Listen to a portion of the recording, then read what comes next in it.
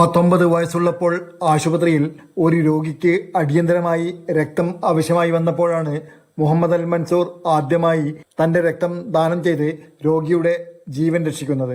അന്നെടുത്ത തീരുമാനമാണ് ഭാവിയിലും രക്തം ദാനം ചെയ്യുക എന്ന കാര്യം. ഇന്നിപ്പോൾ 40 വയസ്സുള്ള ഈ സൗദി പൗരൻ കുറഞ്ഞത് 45 തവണയെങ്കിലും രക്തം ദാനം ചെയ്തിട്ടുണ്ട്.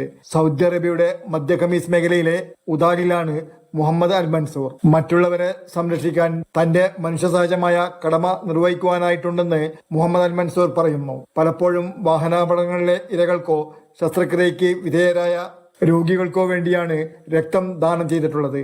എല്ലാതരം രക്തഗ്രൂപ്പുമായി പൊരുത്തപ്പെടുന്ന അപൂർവമായ O നെഗറ്റീവ് രക്തഗ്രൂപ്പാണ് മുഹമ്മദ് അൽ മൻസൂറിന്റേത്. സ്ഥിരമായി രക്തം ദാനം ചെയ്യുന്ന സൗദി പൗരന്മാർക്ക് നൽകുന്ന കിങ് അബ്ദുൽ അസീസ് മെഡൽ 2019 ലഭിച്ചിട്ടുണ്ട്.